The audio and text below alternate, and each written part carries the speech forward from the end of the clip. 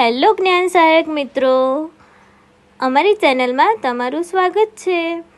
આજે જ્ઞાન સહાયક 2026 એટલે કે ટાટનું જે તમે ફોર્મ ભર્યું છે એમાં માધ્યમિક અને ઉચ્ચતર માધ્યમિક એ બંનેની વિગતો હતી, બરાબર। મેં જે ચેનલમાં આગળ મોકલી છે એ પ્રમાણે ફોર્મ કઈ રીતે ભરવું, મેરિટ લિસ્ટ કઈ રીતે જોવું, પણ તે છતાં પણ અમુક એવા મિત્રો છે કે જેમને હજી પણ અમુક ક્વેશ્ચન છે જે મને કોમેન્ટમાં એ લોકો પૂછે છે, તો એ લોકોને હું આન્સર પણ આપું છું। પણ એ બધાને ધ્યાનમાં રાખીને આજે તમારા માટે એક વિડીયો બનાવું છું જેની માહિતી તમને એકદમ સરળતાથી અને વ્યવસ્થિત મળી જશે।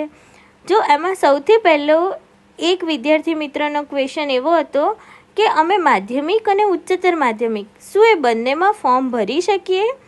તો હા, તમે જો માધ્યમિક એટલે કે ધોરણ 6 થી 8ની પરીક્ષા 6 થી 10 એટલે કે પહેલાં કેવું હતું કે 6 થી 8 એટલે ટેટ 2 અને પછી 9, 10 એટલે એને કહેવાય ટાટ 1 અને ઉચ્ચતર માધ્યમિક એટલે કહેવાય ટાટ હાયર સેકન્ડરી એટલે ટાટ 2। તો જો તમે માધ્યમિકની પરીક્ષા પાસ કરી હોય એટલે કે 9 અને 10ની, બરાબર, તો તમે 9, 10ની પરીક્ષા પાસ કરી હોય અને 11, 12ની પરીક્ષા બંનેની પરીક્ષા પાસ કરી હોય તો તમે ઇઝીલી એ બંનેનું ફોર્મ ભરી શકો છો। એવું નથી કે કોઈ બી એકનું જ ફોર્મ ભરવું। પછી બીજો ક્વેશ્ચન એક એવો હતો કે સપોઝ અમે 2018ની પણ પાસ કરી છે અને 2012ની પણ પાસ કરેલી છે, તો હવે તમે જો બંને સાલ 2018માં અને 2012માં એવી રીતે અલગ અલગ એક્ઝામ આવી હતી, તમે બંને પાસ કરી હોય તો સૌથી પહેલાં કોંગ્રેચ્યુલેશન।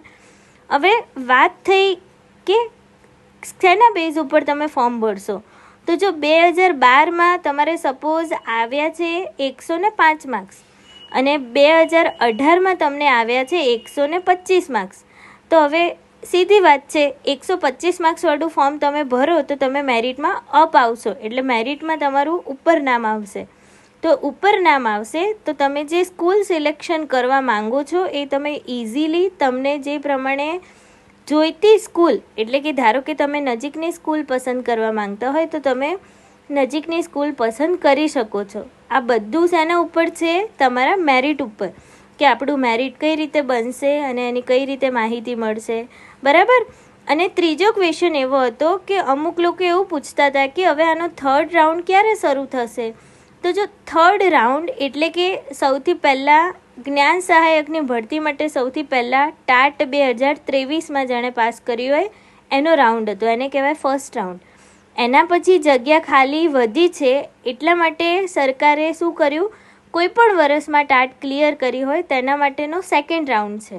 હવે પછી પણ જો ટાટ કોઈ પણ વર્ષમાં પાસ કરી હોય એ બધા કેન્ડિડેટનું નામ કોઈકની કોઈક સ્કૂલમાં આવી જશે, પણ હજી પણ તમને એવું લાગે, એટલે ગવર્મેન્ટને એવું લાગે કે હજી પણ જગ્યા ખાલી છે, તો એ રાઉન્ડ 3 એટલે કે જે લોકોએ ગ્રેજ્યુએશન પાસ કરેલું છે અને ઉચ્ચતર ગ્રેજ્યુએશન પાસ કરેલું છે, પોસ્ટ ગ્રેજ્યુએશન એટલે કે બીએસસી સપોઝ કરેલું છે, એમએસસી કરેલું છે અને બીએડ કરેલું છે, બરાબર।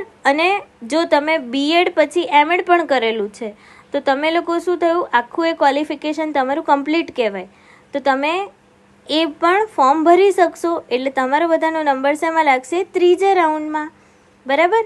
કારણ કે આ વખતે એવું છે કે જ્ઞાન સહાયકો માટે જગ્યા બહુ જ બધી ખાલી છે, એટલે તમને કોઈક ને કોઈક જગ્યાએ તો 100% મળી જ જશે એવી હું આશા રાખું છું, બરાબર। અને આ જે વિડીયો હતો એ બસ આવા જ રીતે તમારા ક્વેશ્ચનના આન્સર આપવા માટે મને યોગ્ય લાગ્યો, તો મેં તમને સમજૂતી સાથે સરળ માર્ગદર્શન મળે તેવી રીતે તમારો વિડીયો બનાવ્યો છે। ખૂબ ખૂબ અભિનંદન, તમને બધાને ગવર્મેન્ટ જોબ લાગી જાય તેવી હું આશા રાખું છું, બરાબર। આની બીજી માહિતી તમને આ જ ચેનલ ઉપર મળતી રહેશે। જો તમને અમારી ચેનલ સારી લાગતી હોય તો એને સબસ્ક્રાઈબ કરજો અને બીજા આપણા જ જેવા મિત્રોને મોકલતા રહેજો, જેથી એ કોઈ મૂંઝવણમાં ના આવે, બરાબર। તમારી સફળતા એ જ અમારું લક્ષ્ય છે। Thank you for watching. મળીશું આપણે આવા જ વિડીયો આગળ લઈને।